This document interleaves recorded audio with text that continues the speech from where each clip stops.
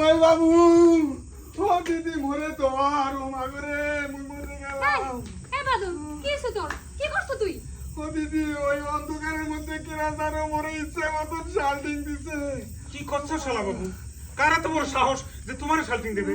এই তুই কি করছ আমার কও দি? ও দিদি মুই কিছু করি নাই দিদি, মুই তো ঘরের পিছনে গেছি, যাই দেখি কেরা জানো ঘুসুর ঘুসুর করতেছে।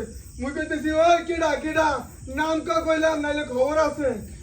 কোনো সারা শব্দ না পাইয়া মুই যে দুই পা সামনে গেছি দিদি, আর এই মোর পিঠের মধ্যে ভাদ্র মাসে তালের মতন দুরুম দারুম পড়তেছে ও মা করে। কারা করলো? ভগবান বলি বিলাই সব জায়গায় মাথা বলে চলে। আচ্ছা তুই যখন গেছস তোর যদি আরো বড় কোনো ক্ষতি হয়ে যেত, তোর সব জায়গাতে মাথা পুরি করা লাগবে কেন? এটাই মোর মাথায় আসে না। কুকাইতে থাকো।